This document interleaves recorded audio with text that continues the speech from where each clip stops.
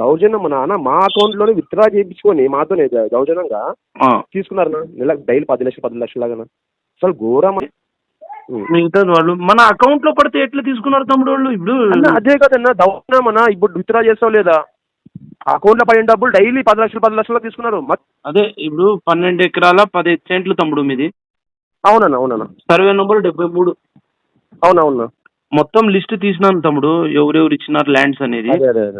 మీది 1,64,25,000 మీకు ముట్టినట్లు ఉంది దీంట్లో. అవునా. వాళ్ళు 73 లక్షలు తీసుకున్నారు బెదిరించి. అదే బెదిరించి అదేదో అంటే ఎవరెవరు దాంట్లో? మనోజ్ రెడ్డి,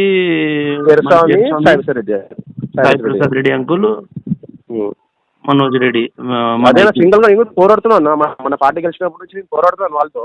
డైరెక్ట్ గా మనోజ్ రెడ్డికి కాల్ చేసి మాట్లాడినా. మీరేమో సలహా ఇస్తే ఇట్లా ఇట్లా ఇట్లా పోవాలని చెప్పేసి అంటే గట్టి నిలబడతాను నేను కూడా. తమ్ముడు సలహా ఏం లేదు, మనం డెమోక్రసీ కంట్రీలో పుట్టినాము.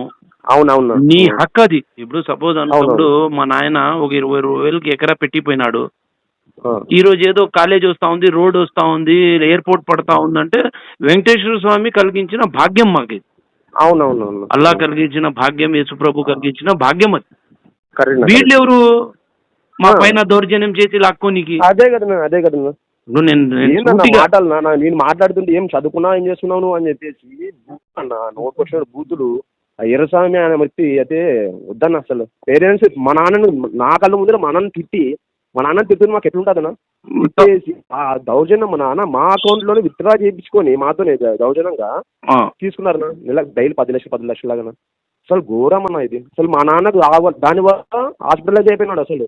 తమ్ముడు ఇప్పుడు గవర్నమెంట్ ఎకరా ఎట్లా మనకి ఇచ్చింది? 13,25,000 మన 50,000. 13,25,000, 1,50,000. తర్వాత మనకు ముట్టింది ఎంత, వాళ్ళు తీసుకునింది ఎంత అన్న? మనకు వచ్చేసి 90 లక్షలు వచ్చిందన్న. వాళ్ళు 73 లక్షలు తీసుకున్నారు.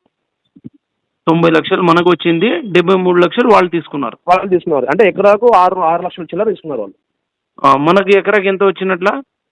మనకి 13,50,000. 13,50,000 మనకు అకౌంట్ లో పడింటే వాళ్ళు తీసుకుని దాంట్లో 73 లక్షలు తీసుకున్నారు. 73 లక్షల మాకు ముట్టింది. మిగతా వాళ్ళు మన అకౌంట్ లో పడితే ఎట్లా తీసుకున్నారు తమ్ముడు వాళ్ళు? ఇప్పుడు అదే కదన్నా దౌర్జన్యం అన్న. ఇప్పుడు విత్డ్రా చేస్తావు లేదా అకౌంట్ లో పడిన డబ్బులు డైలీ 10 లక్షలు తీసుకున్నారు. మా చెక్కులు కూడా తీసుకోలేదు వాళ్ళు. సెల్ఫ్ చెక్కులు తీసుకున్నారు. తర్వాత లేదు సెల్ఫ్ చెక్ క్యాన్సిల్ చేసి మీరే విత్డ్రా చేయండి బయట నిలబడతారు. వాళ్ళే వచ్చి పిలుచుకెళ్తారు మనల్ని ఇంటి దగ్గర నుంచి. బ్యాంక్ టైం ఏంద్రా స్పెషల్ గా మేనేజర్తో మాట్లాడి సిండికేట్ బ్యాంక్ సార్ మరి సిండికేట్ బ్యాంక్ లోనా ఇంతకుముందు దాంట్లోనే డైలీ 10 లక్షల లాగా తీసుకున్నారు. కరోనా టైం మీ ఎంత అడుక్కున్నాం అసలు. మీ వాల్యూ ఎంత? పొలంది ఎంత తీసుకుంటారు మీరు? వాల్యూ ఎంత? రెడ్ మార్కెట్ ఇస్తాం. ఇప్పుడు ఇవ్వ డబ్బులు నువ్వు సార్ క్యాన్సల్ చేపిస్తాను పో. అతని పేరు ఏం సార్? అది విఆర్ఓ జయరామా ఎవరు ఆయన తెచ్చుకొని మొత్తం పక్కా ఫ్రాడ్ చేసి అతను జయరామే.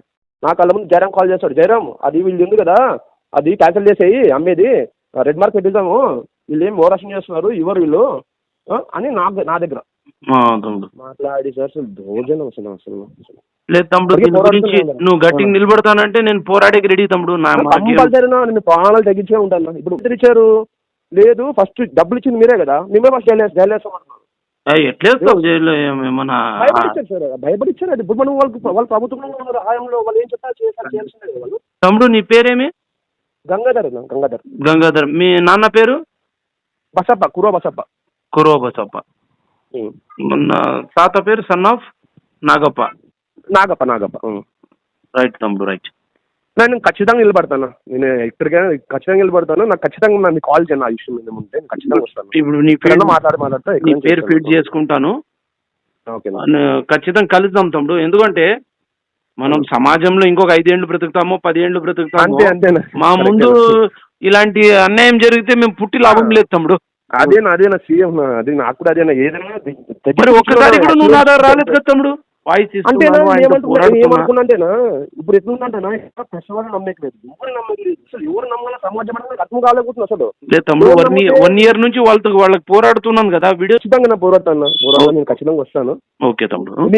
నేను ఈవినింగ్ వచ్చి కలిసి తమ్ముడు నువ్వు కలుస్తాను. ఖచ్చితంగా వస్తాను. ఓకే తమ్ముడు. Okay thanks.